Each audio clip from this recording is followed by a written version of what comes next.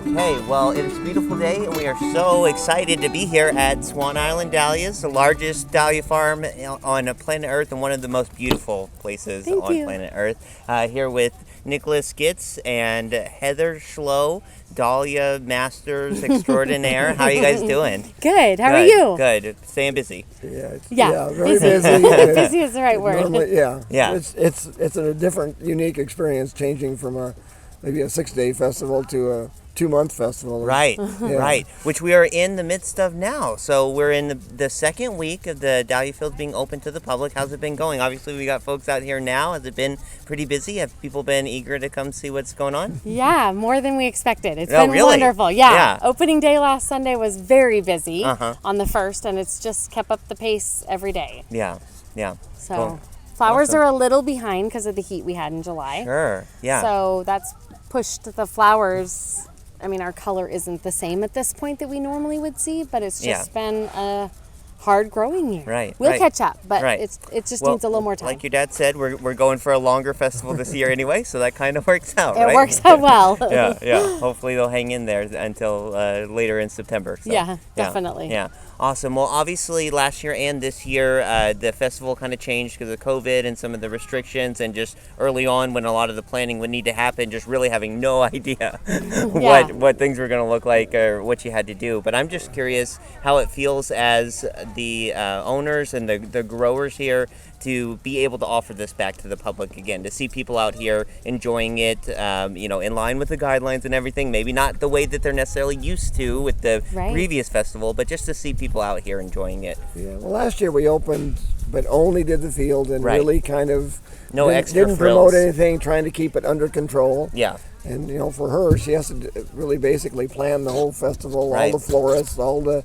supplies for the indoor show and all that stuff. I know having to put the little masks on all the flowers, that was tough. I know that was hard. That took a lot of time. So she had to make the decision, like in May, whether we were going to run it or not. And at that time things were getting a little better. Okay, maybe we should have. And then all of a sudden now it's like, glad we didn't try to do that. Yeah. I mean, it's just... There's too many people involved, too much money in supplies, too many vendors. It's just the staff. Yeah.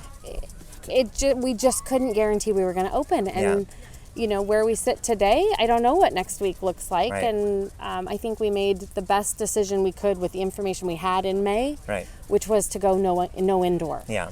That's a tough decision. I hope people realize how hard that is, and you said, the money involved. The sleepless nights of which way do we go? Yeah. But being that it's a free event, and we have usually about 40,000 people in 6 days, we just couldn't put ourselves in the place, or put our customers in the place, or the staff in the place of having an outbreak. So we felt like we were much better off this year to say, in May we weren't open. We technically couldn't do it. Right. Will we be open? Don't know. Yes, we're open now, but I feel like we've made the best choice. Yeah, and that's what you have to do, right? Yeah. Yeah. It's so like we're on day 8 or something now, and I'm thinking, well, we only have 50 to 60 days of this. Yeah. Instead of a 6-day or 2-weekend festival, now we have 2-month festival. It's been good though. It's been exciting. It's good. It's just like everybody in the world right now is limited staff. I mean, you can't find enough workers, so at least we're able to get enough young kids, teenagers, to help park, and they're working their way into knowing what they're doing a pretty good job. Yeah. But it's just like for us, it's like, man, every day. Yeah. And I just, Wednesdays we're closed from field maintenance when I do a lot of spraying and things. So normally Wednesdays I'm here anyway. So there are not a day off for this. No, there's no day off. There's too much to do. As a matter of fact, I just got a call just when I was 15 minutes ago I have a new tractor and new sprayer system that's being built in Mount Angel, and it'll be here tomorrow. Wow. So on my day off, we'll get the new sprayer. There's always something. That is our field maintenance day. Quote unquote day off. Yeah. So it is weird. I mean, we are closed Wednesdays, and I think that's really important for people to understand. It gives us one day to do some things that we can't do when public are here for their safety. Yeah, absolutely. Well, Nick, you grew up in the farming business on this farm specifically. Heather, you did as well, but Nick has a few years on you. Just a few. Just curious, what this experience has been like in kind of the realm of your experience. Have you experienced things like this in terms of the farming business before in your life? Well, I think for anybody that kind of grows up maybe in a family business or what your parents have done and things, you have a tendency to go, I'm not doing this. I'm going to do something else. You know? So, I went to school, actually business major, and into accounting and things like that, and thought maybe I would be out of there, but the way things evolved, they pulled you back in. They pulled me back in. Yeah, I've seen The Godfather.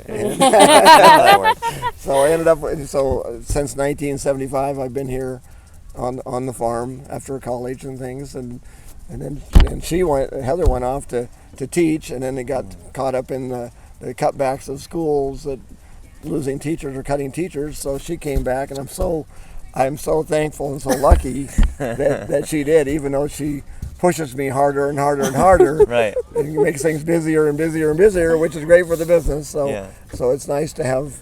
I have big dreams. Yeah, makes them do stuff like this. Right? Thinking outside the box. We're so used to what we do every year, and this pushed all of us to see what we can do. Right. So well, speaking of that, and you've made that phrase frequently in a previous interview we did as well, with the pandemic forcing everyone to think outside the box and do different things. Like you mentioned, Nick, last year it was just the fields are open. They're here. We can't stop. We can't lay off the flowers. They're here. Right. So just follow the guidelines, be safe, but we're not doing any extra frills. This year, again, we're stretching out the festival, but are adding some extra stuff. So tell us a little bit about what's going on. Yeah, I'm really excited. So every Friday during August and September, we're adding a farmer's market. And there's been close to 40 vendors. Absolutely a great selection of products and things. So I'm really excited. Yeah. And then we've got some different painting art classes going on, different artists. We've partnered up with Artomatic, which is in Canby, the art gallery, and gotten some of their artists to put on classes. Yeah. We have Board and Brush out of Portland that's going to come and do sign making for people just to stop in. That one you don't even have to pre-register for. There's yoga. There's a flower arranging class that I'm going to teach. Yeah, they did yoga last night here. It was awesome. How's that going? It was beautiful. It was after hours, so it's quiet and peaceful. What's the Dahlia pose look like? Is it like... I don't know. Okay.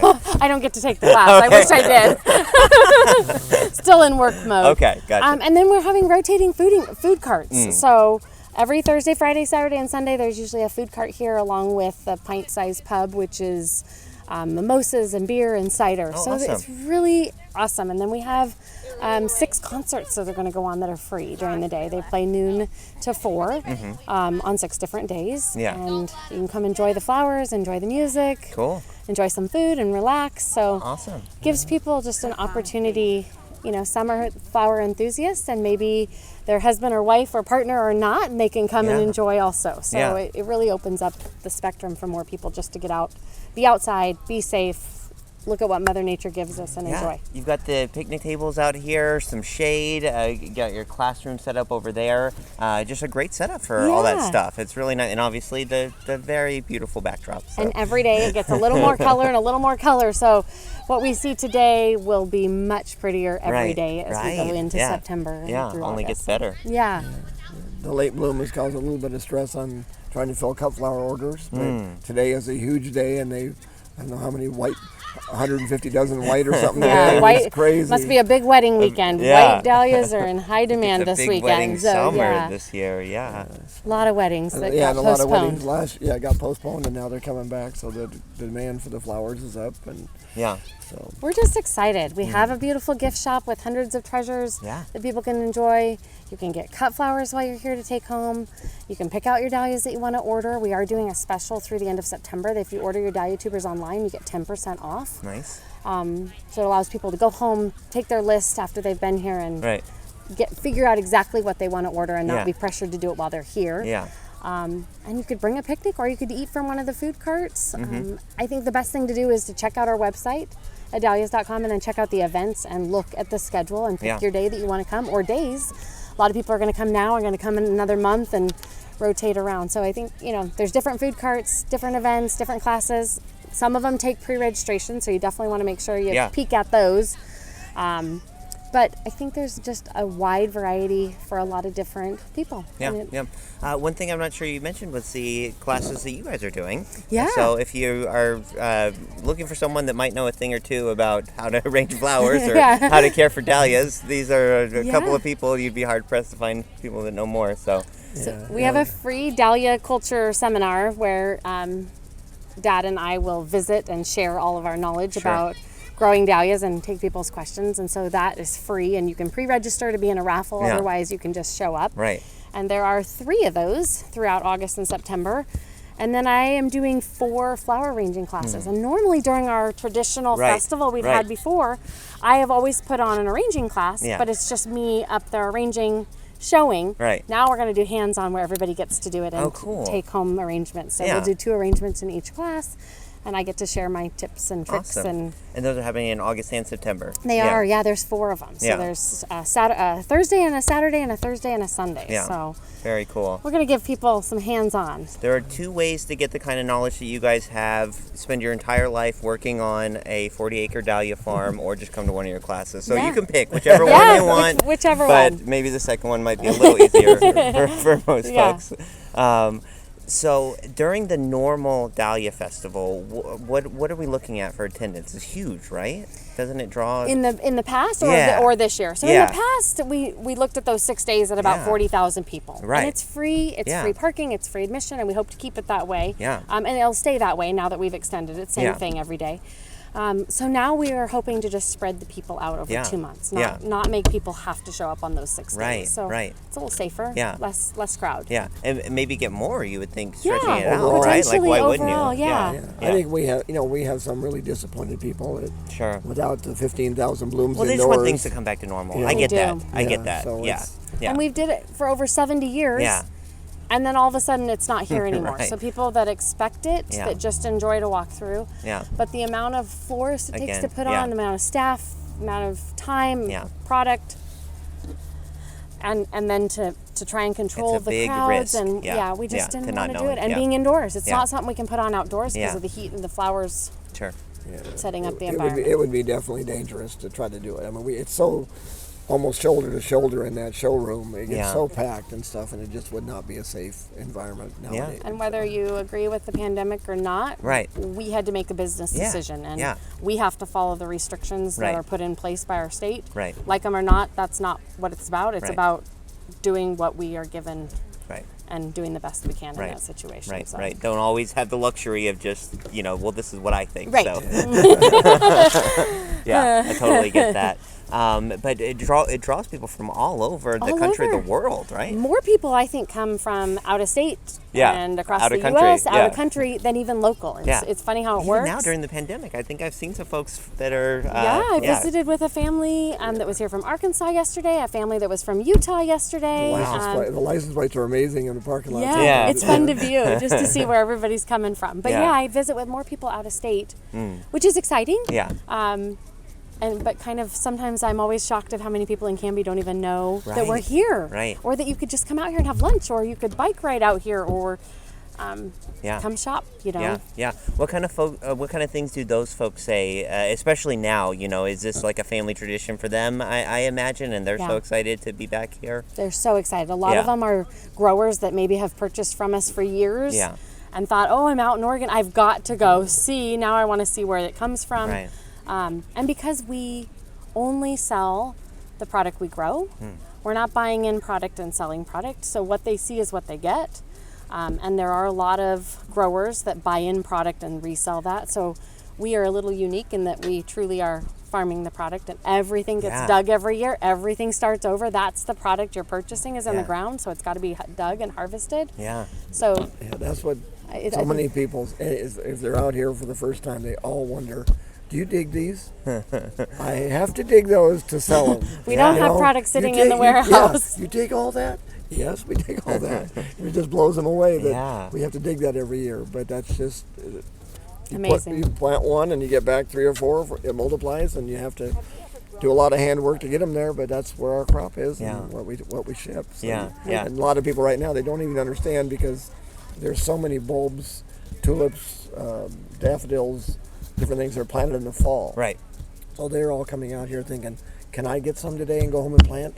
You know, for in October, we're going, no. Dahlias, you plant in May. Yeah, you know, and so, right. Oh, really? They're like a potato. They're not Yeah. a bulb. They can't take the freeze. They all want to go home with something. Product. And of course, this year, she keeps expandability. Right. There. Yes. Last year we did 200 potted dahlias. Yeah. And we sold out in like 2 weeks. So this year she said, Dad, I want to do 1,200. So I went to it. I did 800. He allowed me to do 800. Okay. This was my, And people are coming out, and right now they think there's one pot. There's over one there. left. And people go, "Oh, this is your special of the day." I go, "No." Actually, we started selling them in June, and it was 800 pots, and they're gone. And they're going. and they're not Really? sold to garden centers or Yeah. anything. It's just something we had here. We had 40 varieties. Yeah. And a nice selection of sizes and colors and everything, and they have sold rapidly. So that started in June. Did so Nick it's just something. admit that he was wrong? Do I need to take down that date real quick? Or?